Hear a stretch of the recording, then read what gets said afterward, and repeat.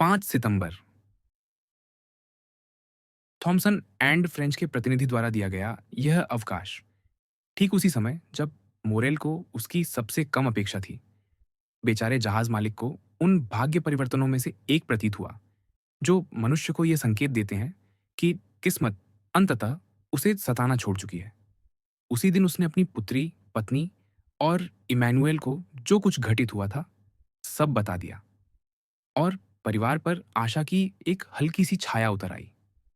यदि मनहा शांति नहीं तो कम से कम उसका आभास अवश्य। पर दुर्भाग्यवश मुरेल को केवल थॉमसन एंड फ्रेंच से ही नहीं निपटना था जो उसके प्रति इतने सद्भावनापूर्ण प्रतीत हो रहे थे। जैसा कि वह स्वयं कहा करता था, व्यापार में साझेदार होते हैं, मित्र नहीं। जब उसने इस विषय पर गंभीरता से विचार किया तो वह थॉमसन एंड फ्रेंच की उदारता को भी समझ नहीं सका। उसे केवल एक ही व्यावहारिक कारण दिखाई दिया, यह कि उस प्रतिष्ठान ने यह स्वार्थपूर्ण गणना की थी कि जिस व्यक्ति पर हमारे लगभग 3 लाख फ्रांक बकाया हैं उसे सहारा देना अधिक लाभदायक है और 3 महीने बाद पूरी राशि प्राप्त करना, बजाय इसके कि उसके विनाश को तेज किया जाए और मूलधन का केवल 6 या 8% ही हाथ लगे। दुर्भाग्य से, चाहे द्वेष के कारण हो या अंधत्व के कारण, मुरेल के सभी साझेदार ऐसा नहीं सोचते थे। कुछ तो ठीक इसके विपरीत सोचते थे। परिणाम स्वरूप मुरेल द्वारा हस्ताक्षरित बिल पूरी सतर्कता और समय पालन के साथ नकद काउंटर पर प्रस्तुत किए जाते रहे, किंतु अंग्रेज द्वारा दिए गए अवकाश के कारण वे सभी कोकलेस द्वारा समय पर चुका दिए गए। इसलिए कोकलेस अपनी नियत उदासीनता की अवस्था में बना रहा। केवल मोरेल ही भय के साथ ये समझ सकता था कि यदि उसे 15 तारीख को दे, बोवील को 50,000 फ्रांक लौटाने पड़ते और 30 तारीख को उन 32,500 फ्रांक के बिलों का भुगतान करना पड़ता जिनके लिए कारागार निरीक्षक के आरण की भांति उसे अवकाश प्राप्त हुआ था, तो वह उसी महीने पूरी तरह नष्ट हो जाता। मार्सेई के व्यापारिक वृत्तों में यह निष्कर्ष निकाला गया कि मोरेल पर एक के बाद एक आने वाली विपत्तियों से वह उबर नहीं पाएगा। इसलिए महीने के अंत में उसे अपनी आदत के अनुसार अपने आरण चुकाते देखकर अत्यधिक आश्चर्य हुआ, किंतु इससे विश्वास बहाल नहीं हुआ और सर्वसम्मति से यह माना गया कि अगले महीने के अंत में दुर्भाग्यग्रस्त व्यक्ति का दिवालियापन निश्चित है। महीना मुरेल के असाधारण प्रयत्नों में बीता, जिनके द्वारा वह अपने सभी साधनों को एकत्र करता रहा। कभी ऐसा समय था जब उसकी साख, चाहे अवधि कुछ भी हो, विश्वास के साथ स्वीकार की जाती थी और यहाँ तक कि खोजी भी जाती थी। मुरेल ने 90 दिनों के कुछ बिल जारी करने का प्रयास किया, पर उसे बैंकों के द्वार बंद मिले। सौभाग्य से स्वयं मुरेल के कुछ बिल देय थे जिन्हें वह भुना सकता था। उसने ऐसा किया और इस प्रकार जुलाई के अंत में वह फिर से अपने दायित्व निभाने में समर्थ हो गया। संयोगवश मार्सेई में किसी ने भी थॉमसन एंड फ्रेंच के प्रतिनिधि को फिर नहीं देखा। मोरेल से उसकी भेंट के अगले दिन या उसके अगले दिन वह लुप्त हो गया। चूंकि मार्सेई में उसका संपर्क केवल मेयर, कारागार निरीक्षक और मोरेल से ही था, इसलिए उसका प्रवास इन 3 व्यक्तियों की स्मृतियों के अतिरिक्त कोई और चिन्ह पीछे नहीं छोड़ गया। जहां तक फहराओं के नाविकों का प्रश्न है, ऐसा प्रतीत हुआ कि उन्होंने किसी अन्य जहाज पर काम पा लिया था, क्योंकि वे भी अदृश्य हो गए थे। कप्तान गोमार्थ, जो पाल्मा में उसे रोके रखने वाली बीमारी से उबर चुके थे, मार्सेई लौट आए। वह मोरेल से मिलने में हिचक रहे थे, पर जहाज मालिक को उनके आगमन का पता चला और वह स्वयं उनसे मिलने गया।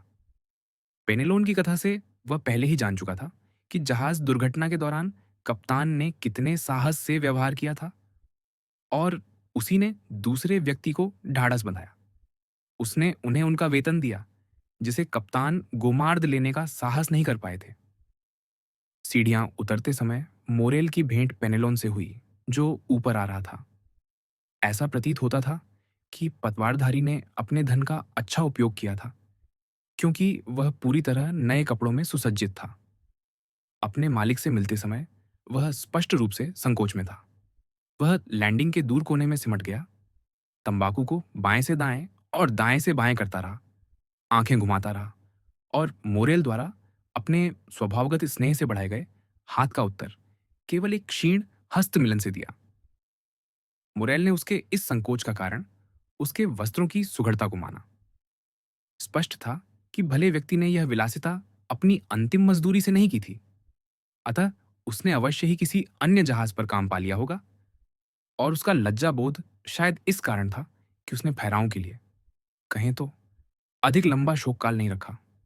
संभव है वह अपनी सफलता की सूचना कप्तान गोमार्द को भी दे आया हो और उन्हें अपने नए स्वामी के प्रस्तावों से अवगत कराया हो। अच्छे लोग, बहादुर लोग, मुरेल ने दूर जाते हुए कहा, मैं आशा करता हूं कि तुम्हारा नया स्वामी तुम्हें उतना ही स्नेह देगा जितना मैंने दिया, और उसे मुझसे अधिक सौभाग्य प्राप्त हो। अगस्त का महीना मोरेल के निरंतर और बार बार किए गए प्रयत्नों में बीता, जिनके द्वारा वह अपनी पुरानी साख बढ़ाने या कोई नया खाता खोलने का प्रयास करता रहा। 20 अगस्त को मार्सेई में यह ज्ञात हुआ कि उसने डिलीजेंस में स्थान आरक्षित करा लिया है, और इससे यह कहा जाने लगा कि वह उसी महीने के अंत में अपना दिवालियापन घोषित करेगा। वह पहले ही निकल चुका है, ताकि इन भयावह परिस्थितियों में उपस्थित न रहना पड़े, और अपने स्थान पर अपने प्रधान लिपिक इमैनुएल तथा अपने कैशियर कोकलेस को सब संभालने के लिए छोड़ जाए। किंतु सभी अपेक्षाओं के विपरीत जब 31 अगस्त आया, तो कार्यालय भुगतान के लिए सामान्य रूप से खुला। कोकलेस जाली के पीछे उसी शांत भाव से उपस्थित हुआ जैसा होरेस के न्यायप्रिय पुरुष का होता है। उसने प्रस्तुत किए गए कागजों को पहले की भांति ही ध्यान से परखा और आरंभ से अंत तक सभी बिलों का अपने सामान्य सटीकपन के साथ निपटारा किया। यहां तक कि दो ऐसे भुगतान भी थे जिनकी मोरेल ने पूर्व कल्पना की थी, जिन्हें कोकलेस ने उतनी ही सावधानी से चुकाया जितनी उन बिलों की जो सीधे जहाज मालिक पर खींचे गए थे। कोई नहीं समझ पा रहा था कि यह सब कैसे हो रहा है, पर विनाश के भविष्यवक्ताओं की सामान्य हठधर्मिता के साथ उन्होंने दिवालियापन को सितंबर के अंत तक के लिए स्थगित कर दिया। मोरेल महीने की पहली तारीख को लौटा। उसका पूरा परिवार व्याकुलता से उसकी प्रतीक्षा कर रहा था, क्योंकि पेरिस की इस यात्रा में उसकी मुक्ति की अंतिम आशा निहित थी। मुरेल ने दांगलार के विषय में सोचा था, जो अब करोड़पति था, पर कभी उसका आर्णी रह चुका था, क्योंकि मोरेल की ही संस्तुति पर दांगलार उस स्पेनी बैंकर की सेवा में प्रविष्ट हुआ था, जिसकी फर्म में उसने अपनी विशाल संपत्ति की नींव रखी। अब कहा जाता था कि दांगलार के पास अपने 6 या 8 मिलियन थे और असीमित साख थी। अपने जेब से एक भी एक्यू निकाले बिना दांगलार मोरेल को बचा सकता था। उसे केवल एक आरण की गारंटी देनी होती और मोरेल सुरक्षित हो जाता। मोरेल ने दांगलार के विषय में बहुत पहले सोचा था, पर मनुष्य के भीतर कुछ सहज और अनियंत्रित विरक्तियां तो होती हैं। इसलिए मोरेल ने इस अंतिम उपाय की ओर मुड़ने से यथासंभव देर की। उसने ऐसा करके सही ही किया, क्योंकि वह अपमानजनक अस्वीकार से टूटकर लौटा। फिर भी लौटने पर मोरेल ने न तो कोई शिकायत व्यक्त की, न ही कोई कटुता दिखाई। उसने अपनी पत्नी और पुत्री को गले लगाते हुए आंसू बहाए, इमैनुएल को स्नेहपूर्ण हाथ बढ़ाया, दूसरी मंजिल पर अपने अध्ययन कक्ष में स्वयं को बंद कर लिया और कोकलेस को बुलवाया। इस बार दोनों स्त्रियों ने इमैनुएल से कहा, हम पूरी तरह समाप्त हो गए हैं। फिर उन्होंने सिर जोड़कर शीघ्र ही यह निश्चय किया कि जूली अपने भाई को लिखे, जो नियम में सेना के साथ था, और उसे तुरंत आने को कहे। सहज ही उन दोनों अभागी स्त्रियों ने अनुभव किया कि आने वाली विपत्तियों को सहन करने के लिए उन्हें अपनी सारी शक्ति की आवश्यकता होगी। वास्तव में मैक्सिमिलियन मोरेल, यद्यपि अभी बमुश्किल 22 वर्ष का था, फिर भी अपने पिता पर उसका प्रभाव काफी था। वह एक दृढ़ और सत्यनिष्ठ युवक था। जब उसके लिए किसी पेशे को अपनाने का समय आया, तो उसके पिता ने उस पर कुछ भी थोपने का प्रयास नहीं किया और उससे पूछा कि वह क्या चाहता है। युवक ने उत्तर दिया कि वह सैनिक जीवन अपनाना चाहता है। परिणाम स्वरूप उसने सफलतापूर्वक अध्ययन किया, एक कोल पॉलिटेक्निक में प्रवेश की प्रतियोगी परीक्षा उत्तीर्ण की और वहां से पैदल सेना की 53वीं रेजिमेंट में उप लेफ्टिनेंट के रूप में निकला। वह पिछले 1 वर्ष से इसी पद पर था, पर पहली ही संभावना पर उसे लेफ्टिनेंट बनाए जाने का वचन दिया गया था। रेजिमेंट में मैक्सिमिलियन मोरेल को प्रायः इस बात के लिए उदाहरण के रूप में उद्धृत किया जाता था कि वह न केवल एक सैनिक के रूप में अपने सभी कर्तव्यों का, बल्कि एक मनुष्य के रूप में भी अपने सभी दायित्वों का कठोरता से पालन करता था, और उसे स्टोइक का उपनाम दिया गया था। स्वाभाविक ही जो बहुत से लोग उसे इस नाम से पुकारते थे, वे केवल सुना सुनाया दोहराते थे, बिना यह जाने कि इसका अर्थ क्या है। यही वह युवक था जिसकी सहायता लेने के लिए उसकी माता और बहन अब उसे बुलाने वाली थीं, ताकि वह उन्हें उन कठिन समयों से निकाल सके जिनका उन्हें अनुमान था। वे कठिनाई के विषय में भ्रमित नहीं थीं। मोरेल के कोकलेस के साथ अपने अध्ययन कक्ष में जाने के थोड़ी ही देर बाद जूली ने कैशियर को बाहर आते देखा। पीला, कांपता हुआ, उसका चेहरा पूर्ण आतंक प्रकट कर रहा था। वह उसके पास से गुजरते समय उससे कुछ पूछना चाहती थी, पर भले व्यक्ति ने उसके लिए अभूतपूर्व वेग से सीढ़ियां उतरते हुए केवल इतना ही पुकारा, आकाश की ओर हाथ उठाते हुए, ओह कुमारी, कुमारी, कैसी भयानक विपत्ति! मुझे कभी विश्वास नहीं होता। थोड़ी ही देर बाद जूली ने उसे लौटते देखा। उसके हाथों में 2-3 मोटे रजिस्टर, एक जेब पुस्तिका और पैसों की एक थैली थी। मोरेल ने रजिस्टरों की जांच की, जेब पुस्तिका खोली और धन गिना। उसकी पूरी संपत्ति 6 या 8,000 फ्रांक की थी और 5 तारीख तक की प्रत्याशित आमदनी 4 या 5,000, अर्थात अधिकतम 14,000 फ्रांक, जिनसे उसे 2,87,500 फ्रांक के दायित्व चुकाने थे। किसी अंतरिम भुगतान के विषय में सोचना भी असंभव था। फिर भी जब मोरेल भोजन के लिए नीचे आया, तो वह पूर्णतः शांत प्रतीत हुआ। दोनों स्त्रियां इस बाहरी शांति से उतनी ही अधिक भयभीत थीं जितनी वह उसकी गहन निराशा से होती। भोजन के बाद मोरेल की आदत थी कि वह बाहर जाता। वह सर्कल द फोसेया में कॉफी पीने जाता था, जहां वह ले सेमाफोर पढ़ता था। उस दिन वह घर पर ही रहा और फिर से अपने दफ्तर में चला गया। जहां तक कोकलेस का संबंध था, वह पूरी तरह सुन्न सा प्रतीत हो रहा था। दिन का एक भाग उसने आंगन में बिताया, एक पत्थर पर बैठा, नंगे सिर, प्रचंड धूप के नीचे। इमैनुएल ने स्त्रियों को ढाढ़स बंधाने का प्रयास किया, पर उसे उचित शब्द नहीं मिल सके। वह फर्म के मामलों से बहुत अधिक परिचित था, इसलिए यह न समझ पाना उसके लिए असंभव था कि मोरेल परिवार पर एक महान आपदा टूट पड़ने वाली है। रात हो गई। दोनों स्त्रियां जागती रहीं, इस आशा में कि मोरेल अपने अध्ययन कक्ष से लौटते समय उनसे मिलने आएगा। पर उन्होंने उसे दबे पांव उनके द्वार के सामने से गुजरते सुना, निस्संदेह इस भय से कि वे उसे बुला लेंगी। उन्होंने सुना कि वह अपने कमरे में गया और भीतर से द्वार बंद कर लिया। मादाम मोरेल ने अपनी बेटी को सोने भेजा और आधे घंटे बाद स्वयं उठीं, जूते उतारे और चुपके से गलियारे में गईं, ताकि कीहोल से देख सकें कि उनका पति क्या कर रहा है। गलियारे में उन्होंने एक छाया को दूर जाते देखा। वह जूली थी, जो चिंता के कारण उनसे पहले वहां आ चुकी थी। वह लिख रहा है, उसने अपनी मां के पास आकर कहा। दोनों स्त्रियों ने एक दूसरे के विचार पढ़ लिए थे। मादाम मोरेल ने की होल पर झुककर देखा।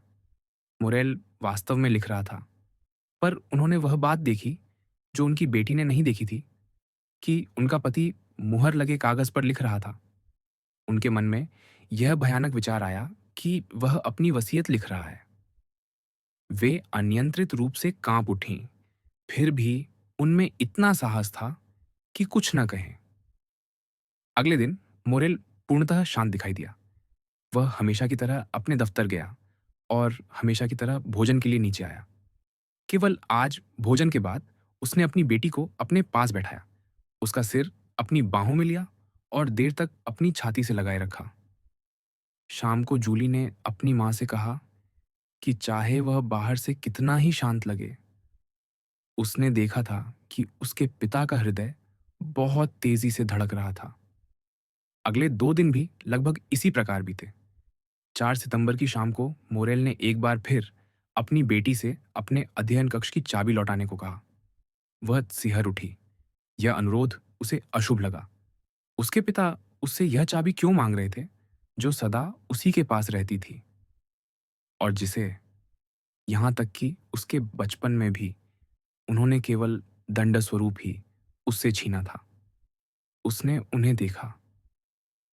पिता, उसने कहा, मैंने क्या अपराध किया है कि आप अध्ययन कक्ष की चाबी वापस ले रहे हैं? कुछ भी नहीं बच्ची, दुखी मोरेल ने उत्तर दिया। इस सरल प्रश्न पर उसकी आंखों में आंसू भर आए। बस मुझे उसकी आवश्यकता है। जूली ने चाबी खोजने का अभिनय किया। शायद मैं उसे अपने कमरे में छोड़ आई हूं, उसने कहा। वह बाहर गई, पर अपने कमरे में जाने के बजाय वह नीचे इमैनुएल को ढूंढने गई। किसी भी स्थिति में अपने पिता को वह चाबी मत देना, उसने उससे कहा। और कल सुबह, जहां तक संभव हो, उन्हें अकेला मत छोड़ना। उसने उससे प्रश्न करने का प्रयास किया, पर इमैनुएल या तो और कुछ जानता नहीं था या कहना नहीं चाहता था। 4 और 5 सितंबर की रात भर मादाम मोरेल ने कान दीवार से लगाए रखा। सुबह 3 बजे तक उन्होंने अपने पति को कमरे में बेचैनी से टहलते सुना। केवल 3 बजे वह अपने बिस्तर पर गिर पड़ा। दोनों स्त्रियों ने रात साथ बिताई। वे पिछली शाम से ही मैक्सिमिलियन की प्रतीक्षा कर रही थीं। 8 बजे मोरेल उनके कमरे में आया। वह शांत था, पर पिछली रात की यातनाएं उसके पीले और थके हुए चेहरे पर स्पष्ट थीं। स्त्रियां यह पूछने का साहस नहीं कर सकीं कि उसने नींद ली या नहीं। मोरेल अपनी पत्नी के प्रति अधिक स्नेहिल और अपनी बेटी के प्रति पहले से कहीं अधिक पिता सुलभ था। वह उस अभागी बच्ची को देख देख कर और उसे गले लगाकर तृप्त नहीं हो पा रहा था। उसे इमैनुएल की चेतावनी स्मरण आई और उसने अपने पिता के बाहर जाने पर उनके पीछे जाने का प्रयास किया, पर उन्होंने कोमलता से उसे रोक दिया। अपनी मां के साथ रहो, उन्होंने कहा। उसने विरोध करना चाहा। मैं आग्रह करता हूं, मुरेल ने कहा। यह पहला अवसर था जब उन्होंने अपनी बेटी से मैं आग्रह करता हूं कहा था, पर यह उन्होंने ऐसे स्वर में कहा जो पिता सुलभ स्नेह से परिपूर्ण था कि जूली आगे बढ़ने का साहस न कर सकी। वह वहीं खड़ी रह गई, निश्चल और निशब्द। एक क्षण बाद द्वार फिर खुला और उसने अनुभव किया कि 2 बाहें उसे घेरे हुए हैं और एक होंठ उसके माथे को छू रहे हैं। उसने ऊपर देखा और आनंद से चिल्ला उठी, मैक्सिमिलियन भाई, उसने पुकारा। ये सुनते ही मादाम मोरेल दौड़ती हुई आई और अपने पुत्र की बाहों में गिर पड़ी। मां, युवक ने मादाम मोरेल से उनकी पुत्री की ओर देखते हुए कहा, क्या हुआ है? क्या बात है? आपका पत्र मुझे भयभीत कर गया। मैं तुरंत चला आया। जूली, मादाम मोरेल ने युवक की ओर संकेत करते हुए कहा, जाओ और अपने पिता से कहो कि मैक्सिमिलियन अभी अभी पहुंचा है। लड़की दौड़ती हुई निकली, पर सीढ़ियों के ऊपर उसे हाथ में एक पत्र लिए एक व्यक्ति मिला। क्या तुम कुमारी जूली मोरेल हो? उसने मजबूत इतालवी लहजे में पूछा। हाँ, वह हकलाती हुई बोली। पर आप मुझसे क्या चाहते हैं? मैं आपको नहीं जानती। यह पत्र पढ़ो, उस व्यक्ति ने एक चिट्ठी उसकी ओर बढ़ाते हुए कहा। वह हिचकी। तुम्हारे पिता का जीवन इस पर निर्भर है, दूत ने कहा। उसने पत्र उसके हाथ से झपट लिया, जल्दी से खोला और इस प्रकार पढ़ा। तुरंत अल्लेद मेलान जाओ, 15 नंबर के मकान में प्रवेश करो। द्वारपाल से 5वीं मंजिल के कमरे की चाबी मांगो। उस कमरे में जाओ। चूल्हे की कोने वाली अलमारी पर जो लाल रेशम से बुनी हुई थैली मिलेगी, उसे ले लो और यह थैली अपने पिता को पहुंचा दो। यह अत्यंत आवश्यक है कि 11 बजे से पहले यह उनके पास हो। तुमने मुझसे बिना प्रश्न किए आज्ञा मानने का वचन दिया था और मैं तुम्हें उसी वचन की याद दिला रहा हूं। सिंदबाद नाविक। लड़की ने आनंद से चीख निकाली और उस व्यक्ति को खोजने के लिए इधर उधर देखने लगी जिसने उसे पत्र दिया था, ताकि उससे कुछ प्रश्न पूछ सके, पर वह अदृश्य हो चुका था। तब उसने फिर कागज की ओर देखा और पाया कि उसमें एक उत्तर लेख भी था। उसने पढ़ा, यह आवश्यक है कि यह काम तुम स्वयं और अकेली करो। यदि तुम्हारे साथ कोई होगा या तुम्हारे स्थान पर कोई और आएगा, तो द्वारपाल कहेगा कि उसे इस विषय में कुछ जात नहीं है। इस उत्तर लेख ने लड़की की प्रसन्नता को क्षीण कर दिया। शायद इसमें कोई जोखिम था, शायद यह कोई जाल था। अपनी निष्कपटता के कारण वह यह ठीक ठीक नहीं जानती थी कि उसकी आयु की एक युवती को किस प्रकार का खतरा हो सकता है। पर किसी खतरे को पहचानना आवश्यक नहीं होता उसे भयभीत होने के लिए। वास्तव में यह देखा गया है कि सबसे अधिक भय उसी खतरे से लगता है जो अज्ञात होता है।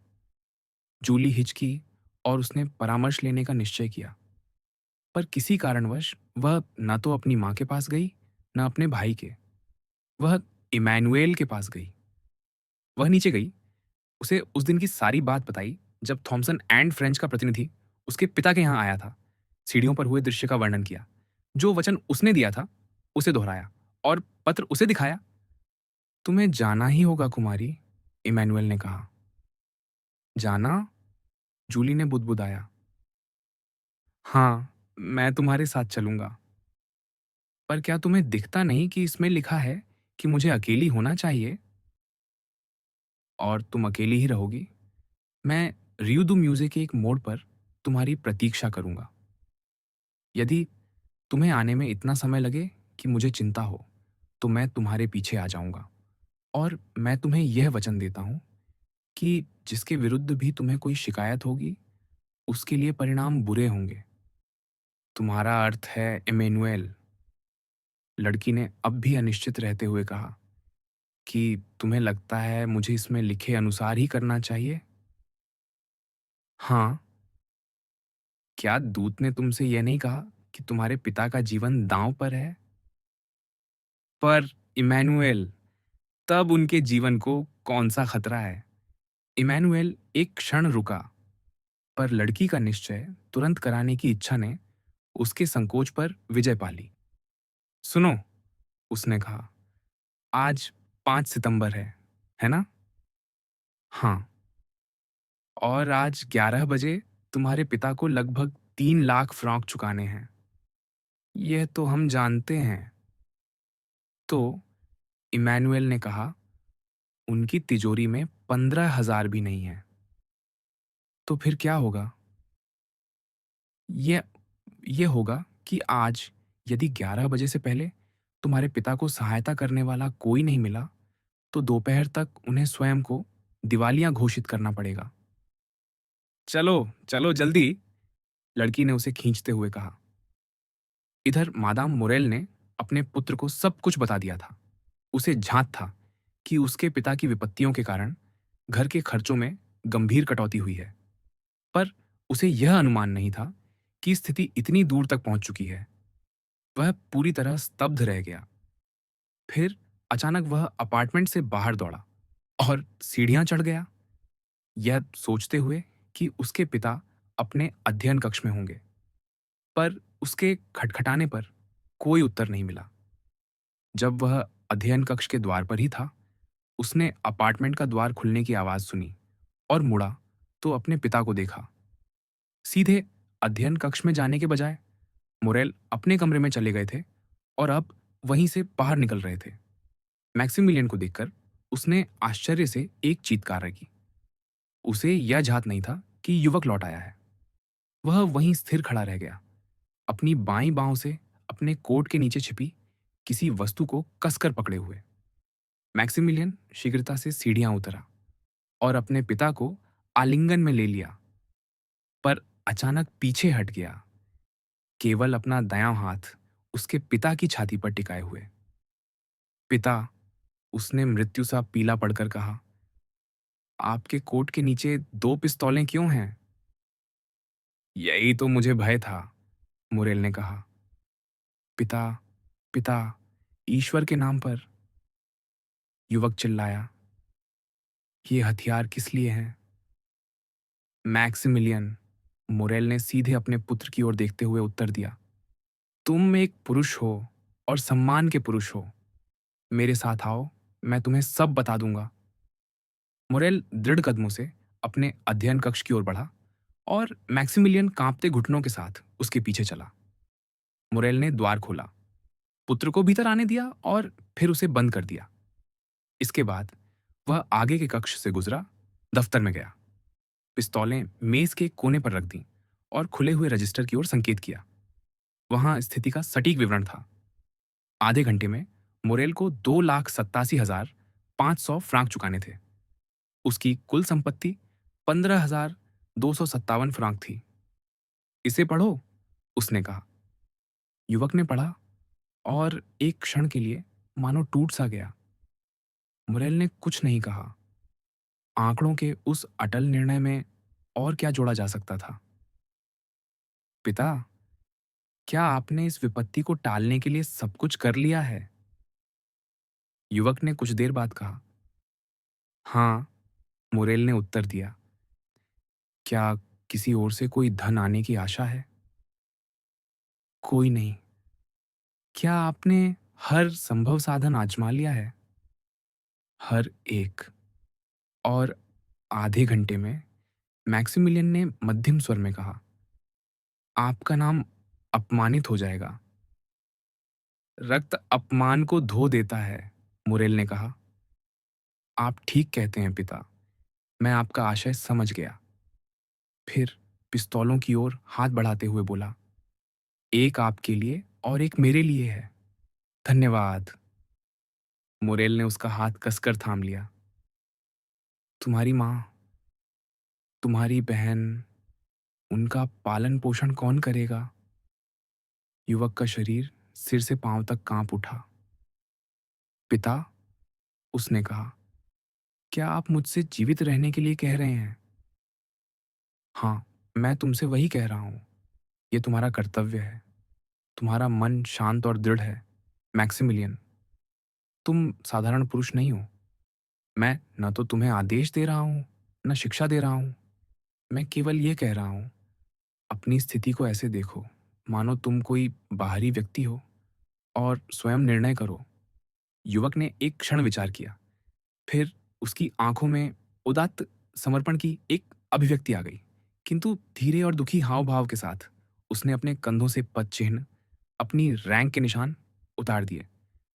ठीक है, उसने मुरेल की ओर हाथ बढ़ाते हुए कहा, शांति से मरो पिता, मैं जीवित रहूंगा। मुरेल मानो अपने पुत्र के चरणों में गिर पड़ने ही वाले थे। मैक्सिमिलियन ने उन्हें अपनी ओर खींच लिया और एक क्षण के लिए इन दोनों महान हृदयों की धड़कनें एक दूसरे से टकराईं। तुम जानते हो कि इसमें मेरा दोष नहीं है, मुरेल ने कहा। मैक्सिमिलियन मुस्कुराया। मैं जानता हूं पिता, कि आप सबसे ईमानदार व्यक्ति हैं जिन्हें मैंने कभी जाना है। अच्छा, फिर कहने को कुछ नहीं बचता। अब अपनी माँ और बहन के पास लौट जाओ। पिता, मुझे आशीर्वाद दीजिए, युवक ने कहा और घुटनों के बल बैठ गया। मुरेल ने दोनों हाथों से अपने पुत्र का सिर थामा, उसे अपनी ओर खींचा और बार बार चूमते हुए कहा, हाँ, हाँ, मैं तुम्हें अपने नाम पर और 3 पीढ़ियों के निष्कलंक पुरुषों के नाम पर आशीर्वाद देता हूँ। मेरी वाणी में जो वे कह रहे हैं उसे सुनो। दुर्भाग्य ने जिस इमारत को ढहा दिया है, उसे दैवी विधान फिर से खड़ा कर सकता है। जब वे मुझे इस प्रकार मृत देखेंगे, तो सबसे कठोर लोग भी तुम पर दया करेंगे। संभव है तुम्हें वह समय मिल जाए जो मुझे नहीं मिला। ये सुनिश्चित करने का प्रयास करना कि बदनामी का शब्द न बोला जाए। काम में लगो, युवक, उत्साह और साहस से संघर्ष करो। तुम, तुम्हारी माँ और तुम्हारी बहन न्यूनतम पर जीवन बिताओ, ताकि दिन प्रतिदिन उन लोगों की संपत्ति, जिनका मैं ऋणी हूँ, तुम्हारे हाथों में बढ़े और फल दे। ये मानो कि एक सुंदर दिन आएगा, एक महान दिन, वह गंभीर दिन, जब दिवालियापन समाप्त होगा और उसी दफ्तर में तुम कहोगे, मेरे पिता इसलिए मरे क्योंकि वे वह नहीं कर सके जो मैं आज कर रहा हूँ। पर वे शांत और निश्चिंत मन से मरे, क्योंकि मरते समय उन्हें झांक था कि मैं इसे करूँगा। ओह पिता! पिता! युवक पुकार उठा। काश आप जीवित रह पाते। यदि मैं जीवित रहा तो सब कुछ बदल जाएगा। चिंता संदेह में बदलेगी, दया कठोरता में। यदि मैं जीवित रहा तो मैं केवल ऐसा मनुष्य रह जाऊंगा जो अपना वचन नहीं निभा सका। संक्षेप में, एक दिवालिया। पर सोचो, यदि मैं मरूं, मैक्सिमिलियन, तो मेरा शरीर एक दुर्भाग्यग्रस्त पर ईमानदार मनुष्य का होगा। यदि मैं जीवित रहा तो मेरे सबसे अच्छे मित्र भी मेरे घर से कतराएंगे। यदि मैं मरूं तो पूरा मार्स ही मुझे रोता हुआ अंतिम विश्राम तक ले जाएगा। यदि मैं जीवित रहा तो तुम मेरे नाम से लज्जित होोगे। यदि मैं मरूं तो तुम सिर ऊंचा कर कह सकोगे, मैं उस व्यक्ति का पुत्र हूं जिसने स्वयं को मार लिया क्योंकि पहली बार उसे अपना वचन तोड़ना पड़ा। युवक ने कराह भरी, पर वह समर्पित प्रतीत हुआ। यह दूसरी बार था कि निश्चय उसके हृदय पर नहीं, उसके मन पर उतरा था। और अब मुरेल ने कहा, मुझे छोड़ दो और स्त्रियों को यहां से दूर रखने का प्रयास करो। क्या आप मेरी बहन से मिलना नहीं चाहते? मैक्सिमिलियन ने पूछा। उसने इस भेंट में एक धुंधली अंतिम आशा देखी थी, इसी कारण उसने यह सुझाव दिया। मुरेल ने सिर हिलाते हुए कहा, मैं उससे मिल चुका हूं और आज सुबह विदा ले चुका हूं। क्या मेरे लिए आपकी कोई विशेष आज्ञा है, पिता? मैक्सिमिलियन ने तनावपूर्ण स्वर में पूछा। हाँ, मेरे पुत्र, एक पवित्र अनुरोध। कहिए पिता। थॉमसन एंड फ्रेंच की फर्म ही एकमात्र है जिसने मानवता से या संभवतः स्वार्थ से मुझ पर दया की। उसका प्रतिनिधि वही व्यक्ति है जो 10 मिनट में यहाँ 2,87,500 फ्रांक का बिल भुनाने आएगा, और उसी ने मुझे, मैं यह नहीं कहूंगा कि दिया, पर 3 महीने का अवकाश प्रस्तावित किया। इस फर्म का भुगतान सबसे पहले करना, मेरे पुत्र। यह व्यक्ति तुम्हारे लिए पवित्र रहे। हाँ पिता, मैक्सिमिलियन ने कहा। और अब एक बार फिर विदा, मुरेल ने कहा। जाओ, मुझे अकेला रहने दो। मेरी वसीयत तुम्हें मेरे शयन कक्ष की लेखन मेज में मिल जाएगी। युवक वहीं ठिठक गया। रुकने की इच्छा तो थी, पर उसे पूरा करने की शक्ति नहीं। सुनो मैक्सिमिलियन, उसके पिता ने कहा, मान लो मैं तुम्हारी तरह सैनिक होता और मुझे किसी मोर्चे पर कब्जा करने का आदेश मिला होता, और तुम्हें पता होता कि ऐसा करते हुए मैं मारा जाऊंगा, तो क्या तुम मुझसे वही ना कहते जो थोड़ी देर पहले कहा था? जाओ पिता, क्योंकि यदि तुम रुके तो अपमानित होगे और मृत्यु लज्जा से बेहतर है। हाँ, युवक ने कहा। हाँ, हाँ, और एक झटके में अपने पिता को बाहों में भरकर बोला, विदा, पिता, और अध्ययन कक्ष से दौड़ता हुआ निकल गया। पुत्र के जाने के बाद मोरेल कुछ क्षण द्वार की ओर निहारते हुए खड़े रहे। फिर उन्होंने हाथ बढ़ाया, घंटी की डोरी पकड़ी और बजाई। थोड़ी ही देर में कोकलेस प्रकट हुआ। वह अब वही व्यक्ति नहीं रहा था। इन 3 दिनों की निश्चितता ने उसे तोड़ दिया था। यह विचार कि मोरेल का घर अपने दायित्व पूरे नहीं कर सकेगा, उसे 20 वर्षों के अतिरिक्त भार से भी अधिक झुका चुका था। मेरे प्रिय कोक्लेस, मुरेल ने अवर्णनीय स्वर में कहा, कृपया प्रतीक्षा कक्ष में रहो। जब वह सज्जन आए जो 3 महीने पहले यहां थे, थॉमसन एंड फ्रेंच के प्रतिनिधि, तो उन्हें सूचित कर देना। कोकलेस ने कुछ नहीं कहा। उसने सिर हिलाया, प्रतीक्षा कक्ष में गया और प्रतीक्षा करने लगा। मोरेल अपनी कुर्सी पर ढह गए। उनकी दृष्टि घड़ी पर टिक गई। उनके पास 7 मिनट शेष थे, बस उतने ही। सुई अविश्वसनीय वेग से घूम रही थी। उन्हें लगा कि वे उसे चलता हुआ देख सकते हैं। इन अंतिम क्षणों में इस व्यक्ति के मन में क्या चल रहा था, जो अभी भी युवा था और जो भले ही किसी भ्रांत तर्क के परिणाम स्वरूप, परंतु अत्यंत प्रभावी कारणों से संसार की उन सब वस्तुओं से स्वयं को अलग करने जा रहा था जिन्हें वह प्रेम करता था। यह कहना असंभव है। इसका अनुमान लगाने के लिए उसके ललाट पर छलकता पसीना, पर समर्पण के साथ, और उसकी आंखों में भरे आंसू फिर भी स्वर्ग की ओर उठे हुए देखने पड़ते। सुई आगे बढ़ती गई। पिस्तौलें भरी जा चुकी थीं। उसने हाथ बढ़ाया, उनमें से एक उठा लिया और अपनी पुत्री का नाम बुदबुदाया। उसके बाद उसने घातक हथियार रख दिया, कलम उठाई और कुछ शब्द लिखे। उसे लगा कि उसने अपनी प्रिय बच्ची को अभी पर्याप्त विदाई नहीं दी है। फिर वह घड़ी की ओर मुड़ा। अब समय मिनटों में नहीं, बल्कि सेकंडों में गिना जा रहा था। उसने फिर से हथियार उठाए। उसका मुंह आधा खुला था और उसकी आंखें घड़ी की सुइयों पर टिकी थीं। तभी उसे स्वयं द्वारा पिस्तौल कॉक करने से उत्पन्न आवाज से सिहरन हुई। उसी क्षण उसके माथे पर और भी ठंडा पसीना फूट पड़ा और उसके हृदय को पहले से कहीं अधिक भयानक पीड़ा ने जकड़ लिया। उसने सीढ़ियों की ओर जाने वाले द्वार को अपने कब्जों पर चरमराते हुए सुना। उसके अध्ययन कक्ष का द्वार खुल गया।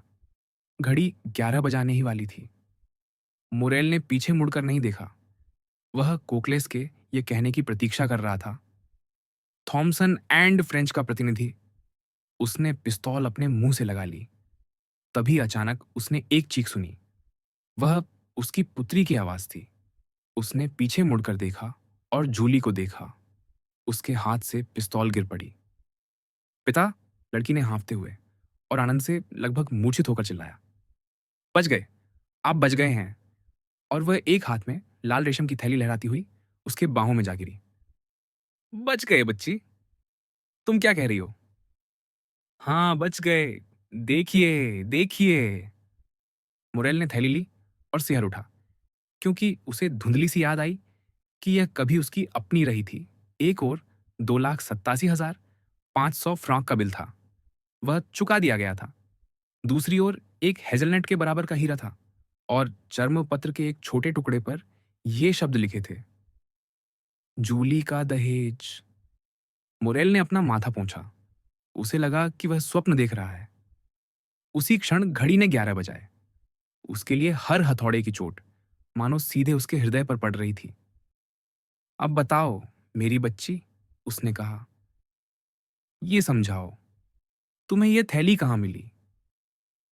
अल्लेद मेलान की एक इमारत में 15 नंबर पर 5वीं मंजिल के एक छोटे से कमरे की चूल्हे की अलमारी पर यह थैली तुम्हारी नहीं है, उसने चिल्लाकर कहा। जूली ने वह पत्र अपने पिता को दे दिया जो उसे उसी सुबह मिला था। और तुम वहां अकेली गई थीं, उसने पढ़ने के बाद कहा। इमैनुअल मेरे साथ आया था पिता। वह रियू दू म्यूजे के मोड़ पर मेरी प्रतीक्षा करने को तैयार हुआ था। पर अजीब बात यह है कि जब मैं लौटी तो वह वहां नहीं था। मोरेल, मोरेल, सीढ़ियों पर से एक आवाज पुकार उठी। ये उसी की आवाज है, जूली ने कहा। उसी क्षण इमैनुअल भीतर आया। उसका चेहरा आनंद और भावावेग से विकृत था। फहराओ, वह चिल्लाया। फहराओ, ये क्या है? फहराओ, क्या तुम पागल हो इमैनुअल? तुम भली भांति जानते हो कि वह डूब चुका है। फहराओ, मोरेल, उन्होंने फहराओ को संकेत दिया है। वह बंदरगाह में प्रवेश कर रहा है। मोरेल अपनी कुर्सी पर पीछे की ओर ढह गए, पूरी तरह निढाल। उनका मन इन अविश्वसनीय, अनसुनी, अद्भुत घटनाओं की श्रृंखला को स्वीकार करने से इनकार कर रहा था। तभी उसका पुत्र भीतर आया और पुकार उठा, पिता, आपने क्यों कहा कि ठहराव नष्ट हो गया? पहरेदार ने उसके आने की घोषणा कर दी है और वह बंदरगाह में दाखिल हो रहा है। मेरे मित्रों, मुरेल ने कहा, यदि ऐसा है तो हमें किसी दैवी चमत्कार में विश्वास करना होगा। यह असंभव है, असंभव। पर जो वास्तविक था, यद्यपि उतना ही अविश्वसनीय, वह थी उसके हाथों में पकड़ी वह थैली, चुका दिया गया बिल और वह भव्य हीरा। ओह! कोकलेस ने कहा, इसका क्या अर्थ है? फहराऊं? आओ बच्चों, मुरेल ने उठते हुए कहा, चलकर देख लेते हैं, और यदि यह झूठी अफवाह निकले तो ईश्वर हम पर दया करे। वे नीचे गए। मादाम मोरेल सीढ़ियों पर प्रतीक्षा कर रही थीं। वह ऊपर आने का साहस नहीं कर पाई थीं। कुछ ही क्षणों में वे कैनेबियर पर थे। बंदरगाह में भारी भीड़ थी और वह मुरेल के लिए रास्ता देती चली गई। हर ओर से आवाजें आ रही थीं, फहराऊं, फहराऊं। और सचमुच कुछ अद्भुत, अकल्पनीय। टूर सैन जहां के सामने एक जहाज, जिसके अग्रभाग पर सफेद अक्षरों में लिखा था, फहराऊं, मुरेल एंड सन, मार्सेई, ठीक वैसे ही जैसे दूसरा फहराऊं, उसी तरह कोचिनील और नील से लदा हुआ, लंगर डाल रहा था और पाल समेट रहा था। डेक पर कप्तान गोमार्द आदेश दे रहे थे और प्रधान नाविक पेनेलॉन मोरेल को हाथ हिला रहा था। अब किसी प्रकार का संदेह नहीं रह गया था। उसकी इंद्रियों की साक्षी को 10,000 गवाहों का समर्थन प्राप्त था। जब मोरेल और उसका पुत्र घाट पर एक दूसरे से लिपटे हुए थे और पूरा नगर, जो इस असाधारण घटना को देखने आया था, तालियां बजा रहा था, तभी एक व्यक्ति, जिसका चेहरा आधा काली दाढ़ी से ढका हुआ था, जो एक पहरेदार कोठरी के पीछे छिपकर इस दृश्य को स्पष्ट भावावेग के साथ देख रहा था, बुदबुदाया, सुखी रहो उदात्त हृदय, तुमने जो भलाई की है और आगे भी करोगे, उसके लिए धन्य रहो। मेरी कृतज्ञता तुम्हारे सत्कर्मों की तरह ही छाया में छिपी रहे। आनंद और प्रसन्नता से मिश्रित एक मुस्कान के साथ वह अपने छिपने के स्थान से निकल गया। कोई उसकी ओर ध्यान नहीं दे रहा था।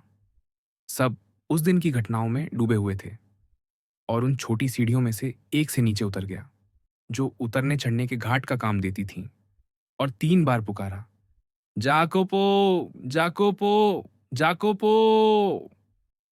तभी एक नाव उसके पास आई, उसे सवार किया और एक शानदार ढंग से सुसज्जित नौका तक ले गई, जिसके डेक पर वह एक नाविक की फुर्ती से उछलकर चढ़ गया।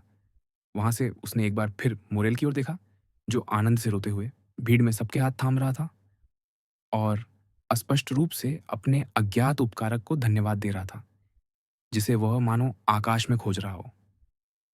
और अब उस अजनबी ने कहा, विदा, भलाई, मानवता, कृतज्ञता, विदा वे सभी भावनाएं जो हृदय को पोषित और आलोकित करती हैं।